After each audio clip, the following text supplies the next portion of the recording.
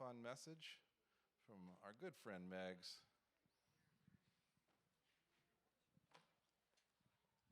Thank you, sir.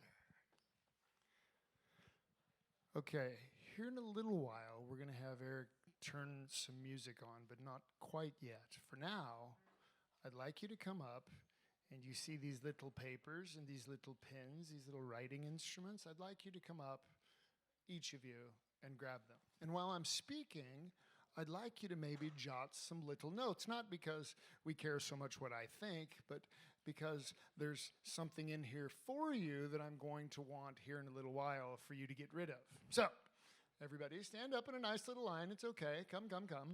Right up here. Get yourself a nice paper, hand it to the next one. If we run out, sounds like we can get more adults. You too, this one's for everybody.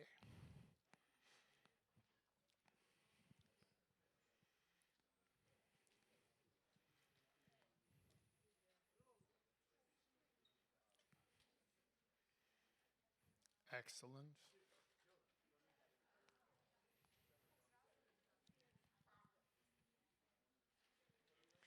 Now don't get bummed out. This next part's fun.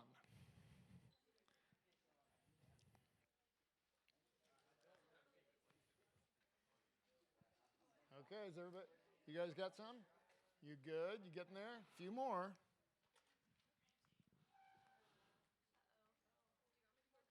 Please, just a few more papers coming soon.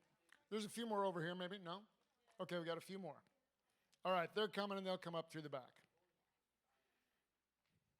Imagine, if you will, a giant dog, okay?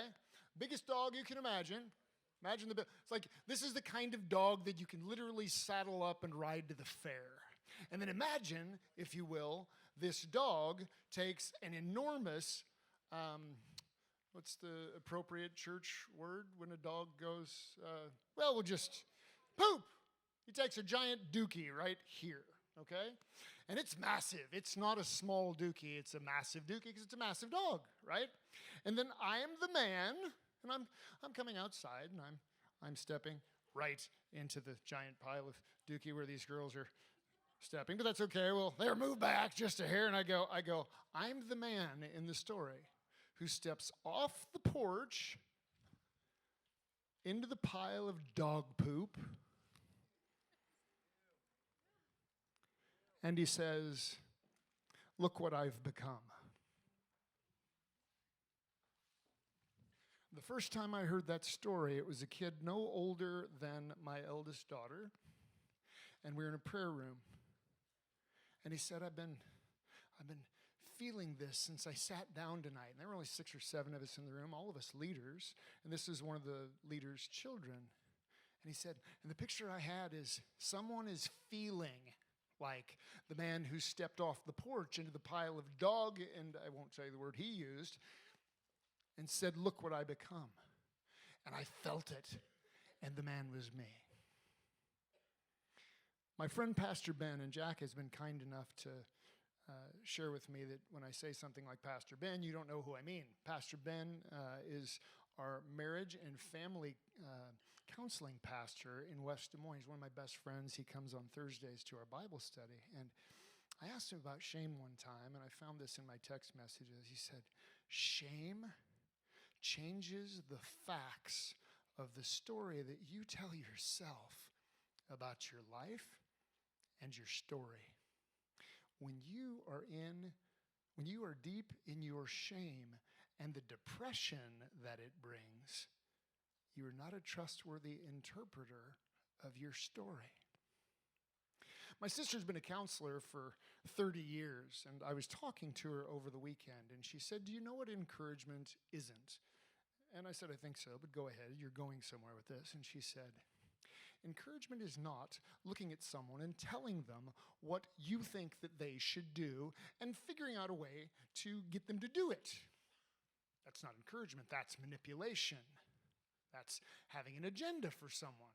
What encouragement is, guys, is sitting with someone and looking in their face and hearing their story and recognizing their heart and treasuring them enough to help pull them out of themselves so that they can go forward and become who it is that God's designed them to be, not who someone else thinks that they should be.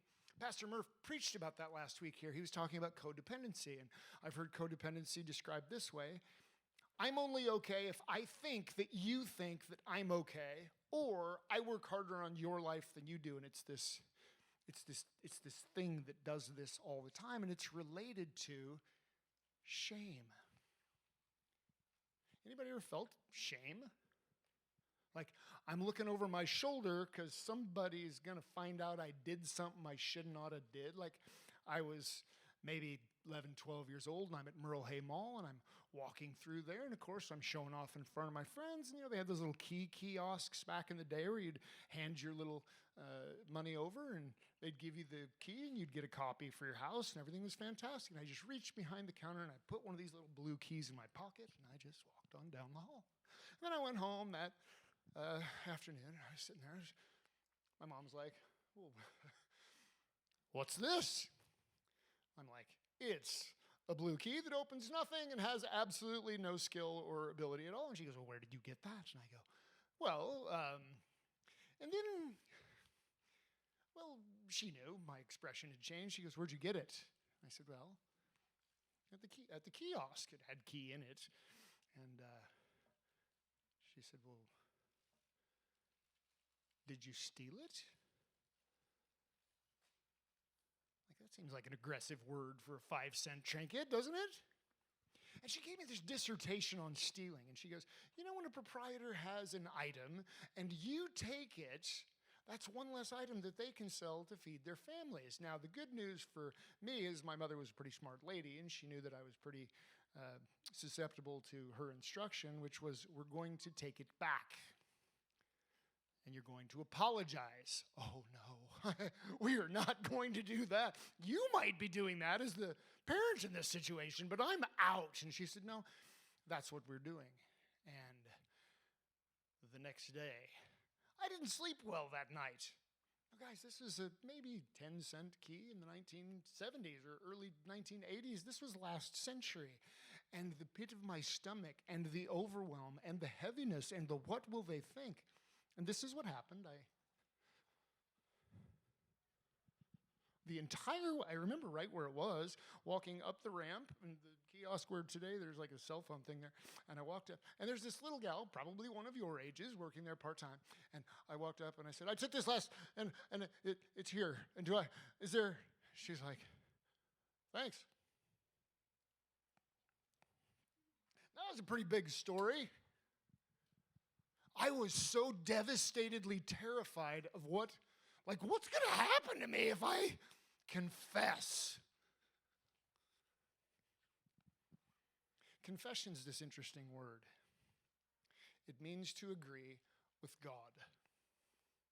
And a funny thing about the devil, and we don't like to talk about him much in church, but we do sometimes. He's an accuser, and what he wants to do is get you all canceled in your own mind to your own self and your own soul so that you cancel who it is that God's designed you to be, or you start listening to people who, quite frankly, aren't nearly as good a friend as maybe you'd like for them to be. And we're prioritizing the way that they see us over the way that he sees us, even over the way that we see us. I have a friend who is almost 80 years old, and they call him Big Jerk Blank in my industry. I'm not going to tell you his name. Big Jerk Blank. And that's because he's a big jerk, okay? That maybe makes sense. And I'm sitting across the table from him, his desk in his office one time, and I had a young associate with me. And I said, "Hey," I didn't call him Big Jerk. I called him by his name. I said, "Hey,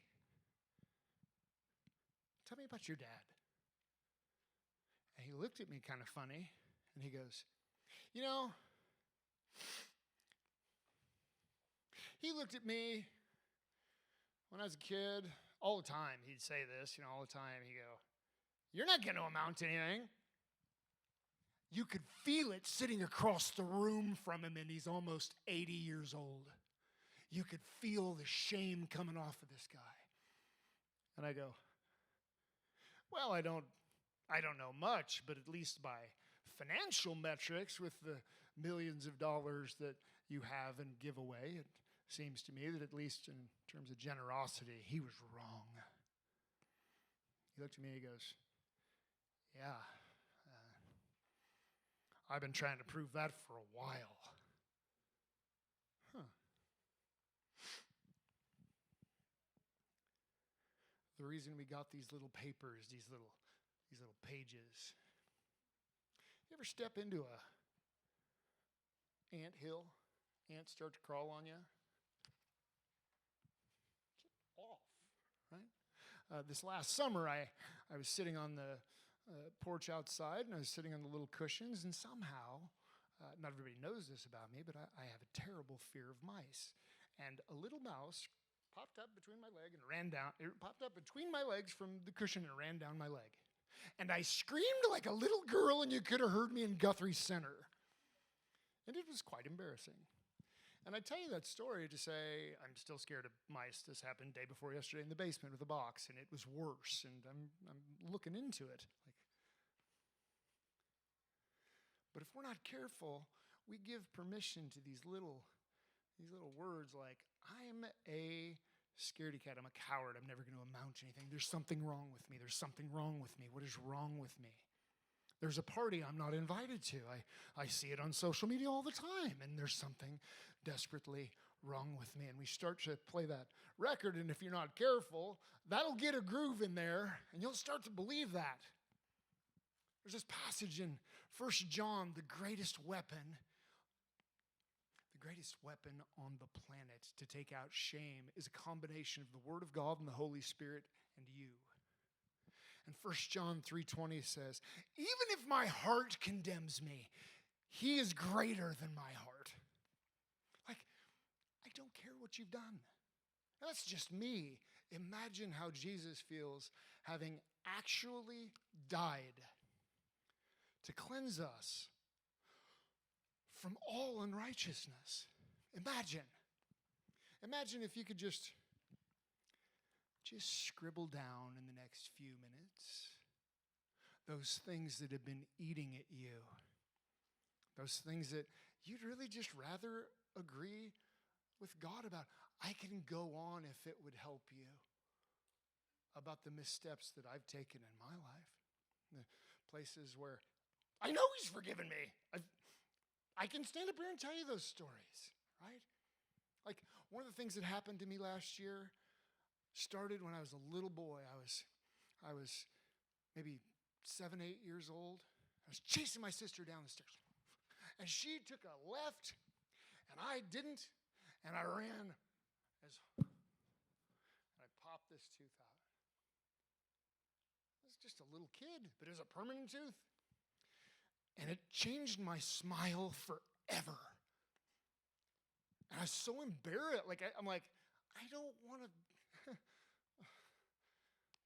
couple of hockey guys out there probably know what I'm talking about. A few of us have lost a few teeth over the years. And I was thinking about that this afternoon in terms of what would I share that might connect with your heart where you'd go, I can't believe you shared that. Well, it's not that. Little kids knock their teeth out from time to time. I had a false tooth. I figured out how to play with it so that I could impress girls and make people laugh. And because, I don't know if you know this, great defense mechanism is humor when you're feeling uncomfortable or ashamed, because it's called a deflector, and you push that thing away. A lot of guys have actually become expert at this. I certainly was. But God reminded me, I think it was God. I say it's God. You got to take that up with him yourself. But I felt like he showed me this picture this afternoon of last March, right now, a year ago. And when I was a little boy, my smile got altered badly. And it hurt me, and it hurt my sister, and she felt so bad. She didn't do anything wrong. We were running around being kids, and I had goofed. But over the course of my life, we have a saying in our family: brush and floss the ones you want to keep. And so last year in March, some of you know, not very many, because of aggressive gum disease, for not not taking very good care of myself, which, by the way, is a pretty good analogy for shame. Like if you don't floss that stuff out like we're about to do here in a minute, it'll affect your smile. And so I went to the dentist, and they said, well, good news, bad news. I said, what's that? I said, the good news is you get to keep some. I said, well, that's good news. How many do I not get to keep? And they said, 17. I go, now look, you can kind of look at me. It's not perfect, right? But a lot of these are not my teeth. And I've learned to joke about it. If I had a band, it'd be pirate mouth, you know. But my wife's this magnificent and beautiful lady, and she shouldn't be married to somebody who looks like a meth addict. And so I got up, after the surgery, and I wouldn't say I was feeling sorry for myself. I'd say I was feeling ashamed because I hadn't taken care of myself, as a lot of you haven't, by the way. No offense. And I looked at my wife, who was so kind and beautiful and gentle, and I go, I've made a huge mistake. I'm never going to get these back. The new teeth weren't fitting well. I was uncomfortable and scared. And there's this picture of an eagle when it gets older, and it rips its own beak and talons off, and it has a season of healing. I feel like I'm molting, And she said, honey, go to Bible study. Nobody there will care. And you know what I did? I believed her. We've been married for 20 some odd years. She's trustworthy. But she knew what I needed in that space. And I needed that little room right across the street there, right across the hallway there. And these fellows to kind of go, how they fitting? It's like, oh boy. Yeah. Shame is this thing that comes up behind you, and it whispers in your ear all the livelong day that you're not enough, that not only is there something wrong with you, it's permanent. And I'm here to say, Eric, I think we can hit the sound if it's convenient. I'm here to say, as you listen to this time, just listen, church, she's going to be familiar to you. What are the places in your heart that are a little bit bent, a little bit broke, a little hurt, where you're feeling ashamed? Because in a minute, we're going to go outside and burn it at the foot of the cross. And then, as a prophetic act, we're going to come back in here, and we're going to take communion. Okay? So we're just going to listen to this. Write it out. Anything you want to get off you. Just move away from your neighbor if you need to. If you don't want to write it out. But let's do this. Let's say, I don't want this anymore. Some of you, it's pornography. Some of you, it's bulimia. Some of you, it's anorexia. Some of you, it's just plain anxiety that you don't need. Some of you were abused when you were little. That's not your fault, but you still carry the shame from it, right? And so invite the Holy Spirit to bring to the surface the few things that you've been carrying on that you don't need to be carrying any longer. And let's go torch it here in a second.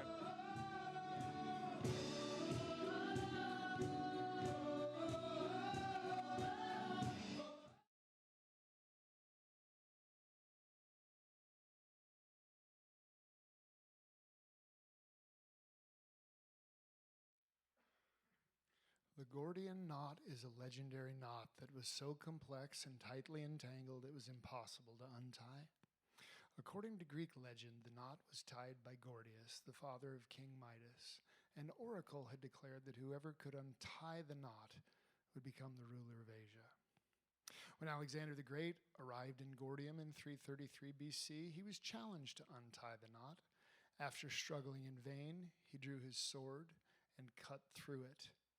This bold and decisive action solved the problem and earned Alexander the title of the Great. And as we march outside, even if you just symbolically have shame, future regret, fear of man, everybody else's opinion, whatever the thing is, drop it in the fire. And tomorrow, once the ashes have cooled, I'm an artist in some of my spare time. I'm going to take those ashes and I'm going to make something beautiful with the Holy Spirit. Okay? And so let's do part 1. Let's go dump these things in the fire and come back in and have some communion. Thanks for listening.